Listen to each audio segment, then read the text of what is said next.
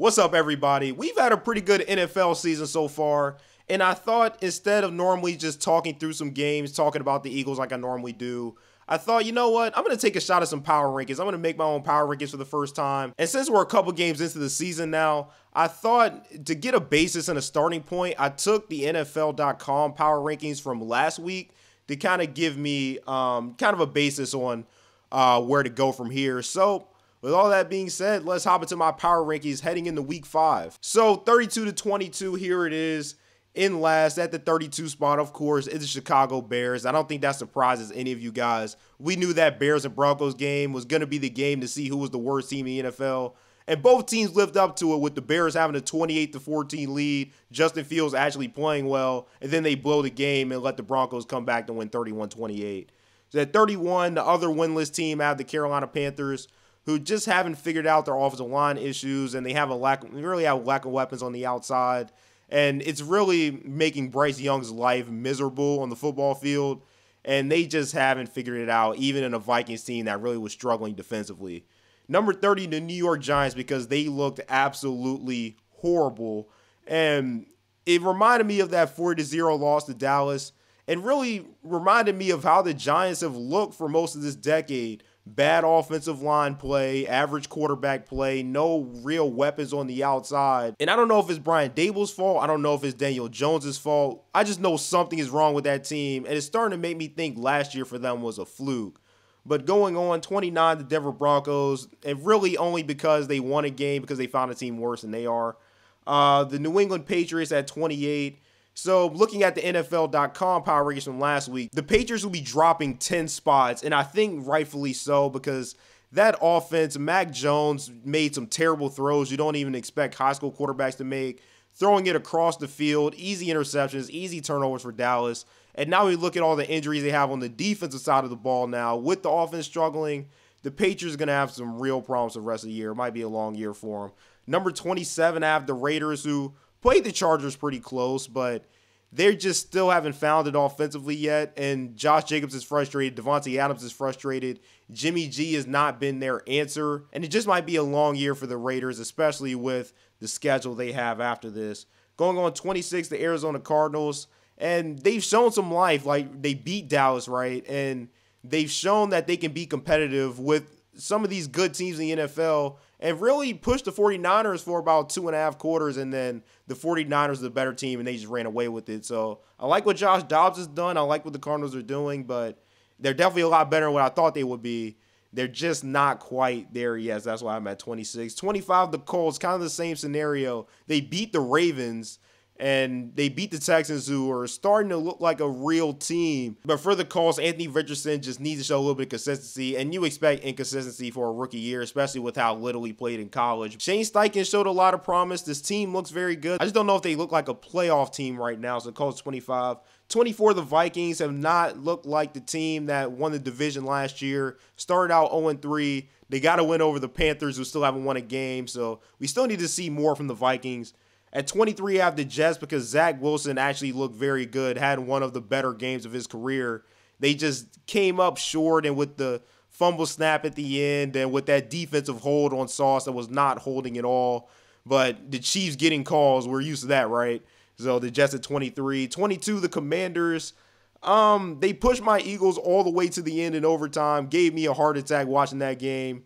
And when we play Washington, something always happens to make it tough on us. But Sam Howell looked good. Eric Bieniemy's offense looked pretty good. They probably should have went for 2, and if they went for 2, they probably would have won the game.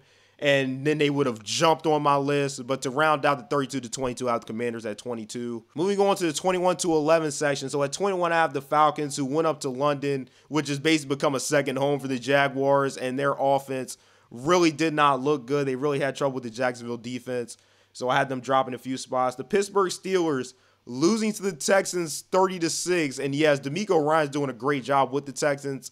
I expect the Steelers to be a strong playoff team, and their offense, I guess we kind of knew their offense was a question mark with Matt Canada calling their plays, but it just continues to look worse. And they give Matt Canada more power for this offense, which is the Steeler loyalty, but it's starting to just become delusion. It just really makes no sense. Going on 19, I have the Los Angeles Rams, who almost blew a 23-0 lead we talked about earlier, but they got it done, got the win. They've looked kind of up and down, but they've really played some of the better teams in the league and have really showed they can hang with them. So I don't know if the Rams are going to be back, or are we just going to see a Rams that is starting to fall apart like we saw last year, but the rest of the season will have to tell for that. The Cincinnati Bengals at 18, and really they're kind of lucky to be 18 on this list after that 27-3 loss to the Titans. Joe Burrow is not right. This offense is not right. I don't know if it's just because Joe Burrow still isn't 100%, or is this just the Bengals we're going to see this year? But kind of like the Rams, just more time will tell for us. 17 New Orleans Saints. Not really going to knock them too much for that loss because Derek Carr is still out, but the Buccaneers really dominated them, and I'm sure that division loss is going to come back to haunt them eventually. The Houston Texans at 16 because they have just played well. We expect them to be one of the worst teams in the league, and now they're just jumping up the charts with 2 blowout wins, a 36 win over the Steelers, and that blowout win they had against Jacksonville last week. So very good. The Texans look very good right now, and C.J. Stroud is doing his thing. The Packers at 15, obviously losing to the Lions. The Lions kind of own them now. They beat them, 3-4 times in a row, however much it is, and they went in the Lambeau and did it. So, yeah, they really struggled. Jordan Love, the book might be out on him. If you get pressure on him, he really has struggled. So kind of see how the Packers fix that. 14, the Tampa Bay Buccaneers, they really rebounded from that Monday night loss, and Baker looks good again, and they're my surprise team for the year for sure, either them or the Texans. And their offense, even with losing Tom Brady, their offense so far almost looks better with Baker Mayfield. So that's been a surprise for me. But yeah, the Buccaneers at 14. 13, I have the Browns. Again, Deshaun Watson was out. DTR had to play against the Ravens, so I'm not really going to bump them too much for that loss. They've been kind of up and down. They dominated the Bengals, and they lost to the Steelers. So up and down for the Browns. They really could be lower on this list, but I'll keep them there for now. At 12, I have the Chargers, who now, after starting 0-2, have gotten 2 wins under their belt, starting to get some momentum. And I expect the Chargers, even with Mike Williams being out for the year, I do expect them to still pick up steam, continue to figure it out. Kellen Moore's doing a great job with that offense. If only Brandon Staley just stays out of the way, the Chargers will be fine. And then to round out the 21-11, I have the Tennessee Titans, who surprised me with that win over the Bengals. Derrick Henry looked vintage last week, and that's the Titans that can be a playoff team and can give teams some trouble. We just haven't seen much of it from them over the past 2 years. All right, let's get to the good stuff. Here is the top 10 for the NFL for me in Week 5. At 10, I have the Jaguars, again, who went to London, played very well against the Falcons. They really haven't looked like the team that at least I thought would take that next step and be a contender.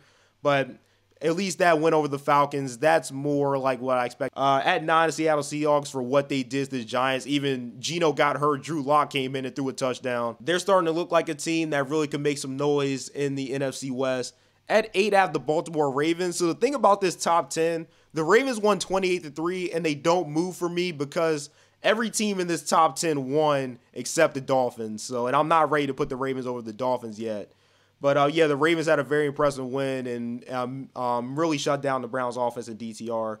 At number 7, I have the Detroit Lions, again, for their win over the Packers. And we all kind of wondered, was their win a fluke against the Chiefs because Travis Kelce and Chris Jones are out, or are they for real? The Lions are looking for real right now, and we talk about the 49ers, the Eagles, and the Cowboys in the NFC, but the Lions are looking like they could be one of those teams. They keep playing like this, so I have the Lions there. At 6, obviously the Dolphins. They've really struggled with the Bills, and to lose 48-20 after they just put up 70 last week, they were going to drop some spots. But I'm still not giving up on the Dolphins being a contender quite yet. The Bills just might not be a good matchup for them. At 5, I have the Cowboys getting back in the top 5 after their loss against the Cardinals. Again, that was the Cowboys do what they do. When they get up for a game and they're ready to play, they can embarrass a team like they did the Patriots. So 38-3 win, very impressive. Not that I'm saying the Cowboys are going to be any contender or anything, but they definitely look like the top 5 team that definitely earned that spot this past week. Kansas City at 4, I think they're still figuring things out. All the trouble they had early in the season, and then obviously losing Eric Bieniemy, they're still figuring some things out. So they are the Chiefs, which is why they're obviously still going to be up there at the top. But I don't know, except for the really bad teams, they haven't looked like the Chiefs we know. At 3, I have the Buffalo Bills, and I get it. The Bills, ever since that loss to the Jets, have completely dominated everybody in front of them. I'm just not ready to put them over 2 undefeated teams yet. And I still have that loss to the Jets, still keeping them right at that 3 spot. But Josh Allen, that offense, they're clicking now, and they're starting to look like the Bills that we all know. And at number 2, I have the Eagles. To be 4-0, this has to be the most concerned I've ever been about a 4-0 team. And maybe I'm just being negative, but it's just the past game did look good, and that's what I've been waiting to see from this team. But it's like if it's not one thing, it's another. If it's not Brian Johnson's play calling, it's the defense all of a sudden Deshaun Desai not getting it together. So I don't think the Eagles still have put a complete game together yet, so I'm hoping to see that against the Rams next week. And I can't deny at number 1, the 49ers look like the best team in football, no doubt. Christian McCaffrey could be the MVP of the league at this point. And yeah, on both sides of the ball, the 49ers have been the most dominant. So there are my power rankings. Let me know in the comments what you think. Give me your power rankings if you can put a list together. And I'll see you guys next time.